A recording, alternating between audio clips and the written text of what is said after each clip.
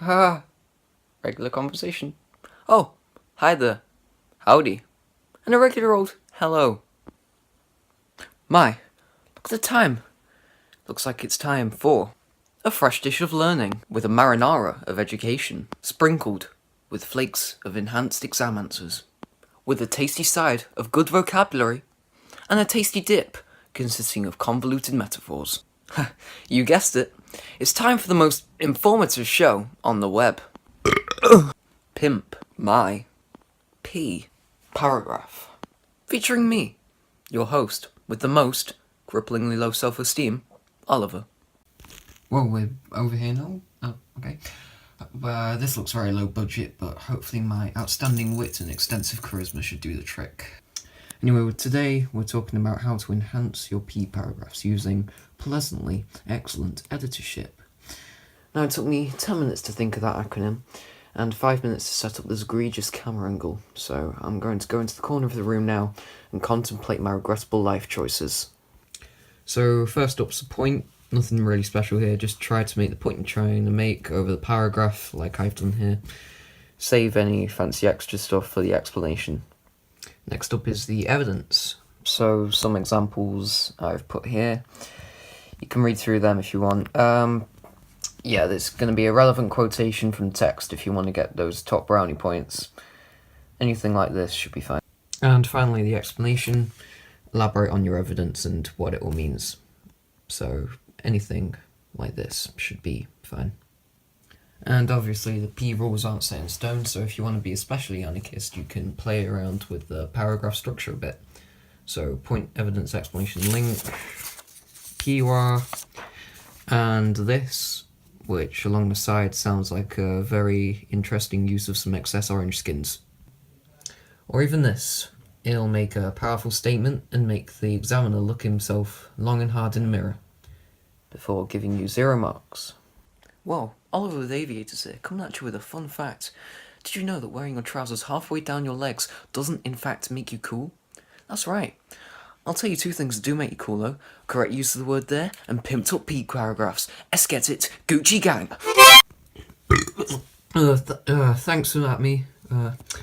Fascinating stuff there. Back to the P paragraphs though. You're going to want to use a lot of these comparatival connectisals, such as whereasal, thereforiasal, howisal, and furthermisal. If you want to get those top marks, comparing the sources is great. Let's just say if you're using any of these in your work, much like Ronaldo's spray tan on a hot day, your work will be sparkling.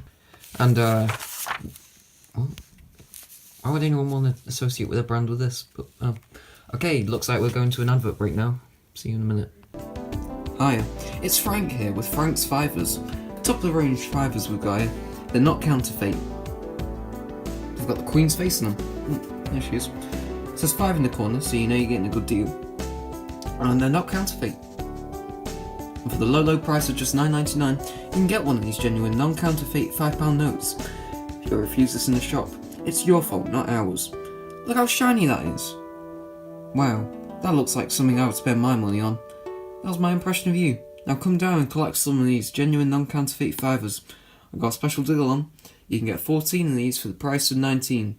Don't think about it too much. It's a great deal, just trust me. Like I said, they're not counterfeit.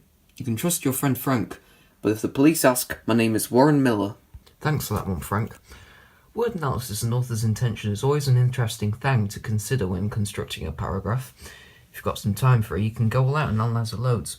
Remember, overanalyzing is not a thing that exists, so get some AO3 marks in the process. Here's my example. The boat was red. Now, this clearly means that the author was referring to the downfall of communism, represented by the colour red. The sailor is Lenin, desperately trying to keep this sinking boat alive. The word red also represents suffering in the world, and foreshadows the inevitable downfall of the boat later in the story. Boat also rhymes with slender wild oat, which is just obvious that it has edible seeds. This represents how the boat becomes edible when the sea eats up the boat later in the story. Again, foreshadowing. Red also rhymes with thermonuclear warhead. You know one of the ingredients in a thermonuclear warhead? A spark plug, which represents how I'm plugging my Twitter account. Then proceed to show the examiner your Twitter username.